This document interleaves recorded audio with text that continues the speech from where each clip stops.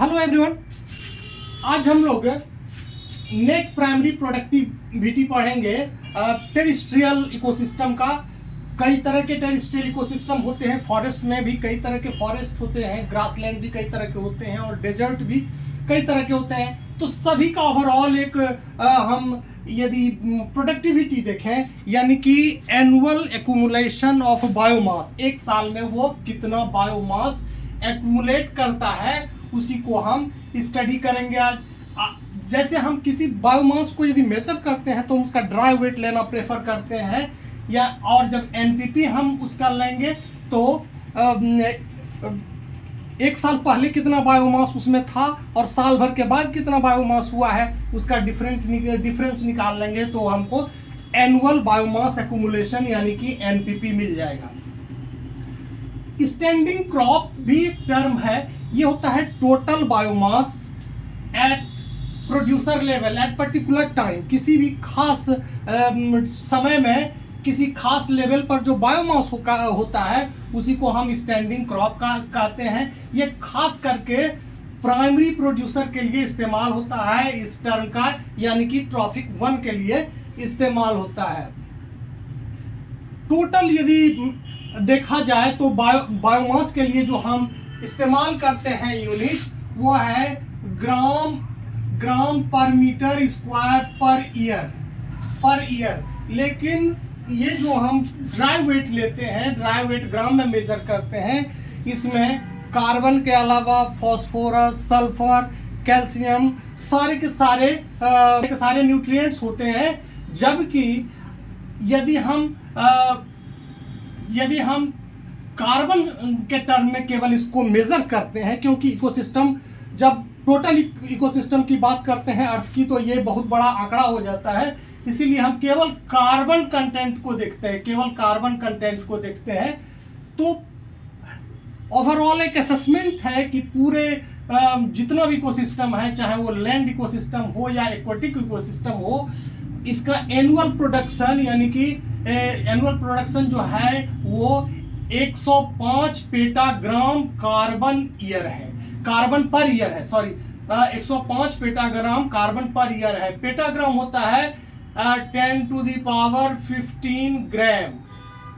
इसी को हम पेटाग्राम कहते हैं। और इसी पेटाग्राम में यदि ये वेट केवल कार्बन के कंटेंट के लिए इस्तेमाल किया जाए तो हम इसको पीजीसी यानी कि पेटाग्राम कार्बन कहते हैं। तो टोटल इस अर्थ पर जितना भी एनुअल प्रोडक्शन होता है इकोसिस्टम के द्वारा, ग्रेजिंग फूड सिस्टम के द्वारा, उसमें 105 पेटाग्राम कार्बन पर ईयर है। लैंड इकोसिस्टम की यदि हम लैंड इकोसिस्टम की बात करें, अलग से करें, यानी कि tropical green forest, deciduous, temperate, सभी तरह के फॉरेस्ट इकोसिस्टम प्लस सभी तरह के ग्रासलैंड का यदि हम मिला दें, और डेजर्ट या फिर अल्पाइन जोन का तो कम ही होता है, तो यानी कि ओवरऑल यदि पूरे लैंड इकोसिस्टम का हम देखें तो ये 55 पेटाग्राम कार्बन पर ईयर है। किसका? टोटल ये लैंड इकोसिस्टम का है कितना? 55 पेटाग्राम कार्बन पर ईयर। अब इसको स्टडी किया गया कि देखा गया कि 2000 से लेके 2009 में जो एनपीपी है ये 1% डिक्रीज हो गया है। यानी कि ये जो रेट है इसमें 1% का फॉल आया है, 0.55 पेटाग्राम पर ईयर। इसका कंसिक्वेंटिविटी क्यों घट रही है, ग्रासलैंड की प्रोडक्टिविटी क्यों घट रही है? इसका मुख्य कारण है जो है हम फॉरेस्ट का यूज करते हैं एग्रीकल्चरल लैंड के लिए, वहाँ डेवलपमेंट के लिए, इंडस्ट्री बनाने के लिए, हैबिटेशन के लिए। तो हम उसके कारण क्या होता है कि ये डायरेक्ट इम्पैक्ट पड़ा है हमारे इन्वायरमेंट पर कि ये कार्बन सिक्वेस्ट्रेशन घट गया है। हम देखते हैं 1% घट गया है पूरे लैंड इकोसिस्टम का। 1% जो कार्बन सिक्वेस्ट्रेशन है, कार्बन सिक्वेस्ट्रेशन का मतलब होता है इस रेट से जो प्रोड्यूसर है वो कार्बन को वातावरण से खींचते हैं तो वो चूंकि बहुत पेड़ पौधे कटे हैं, बहुत सारे ग्रासलैंड का इस्तेमाल डिफरेंट पर्पसेस के लिए हुआ है। तो इस कारण से क्या है कि कार्बन सिक्वेस्ट्रेशन घटा है। तो जब कार्बन को कम सोखा गया है वातावरण से, तो वातावरण में कार्बन डाइऑक्साइड इंक्रीज किया। से क्या होता है, जब वातावरण से कम कार्बन डाइऑक्साइड सोखा जाएगा तो ग्लोबल वार्मिंग होगा, यानी कि ओवरऑल टेम्परेचर में वृद्धि हो रही है।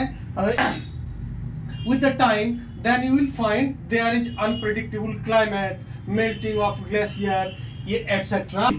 फॉरेस्ट या ग्रासलैंड का जो एरिया है वो कंसिस्टेंटली श्रिंक कर रहा है, कंटिन्यूअसली श्रिंक कर रहा है, जिसके कारण क्या हो रहा है कि कार्बन सिक्वेस्ट्रेशन वो घट रहा है। कार्बन यानी कि वातावरण से जो प्रोड्यूसर्स हैं वो कार्बन डाइऑक्साइड को कम सोख पा रहे हैं, क्योंकि उनका बायोमास घट गया है due to clearance. Various reasons हैं उसके, फॉरेस्ट ग्रासलैंड को हमने हटाया है, अपने टिम्बर फाइबर उसका एक्सप्लॉयटेशन किया है।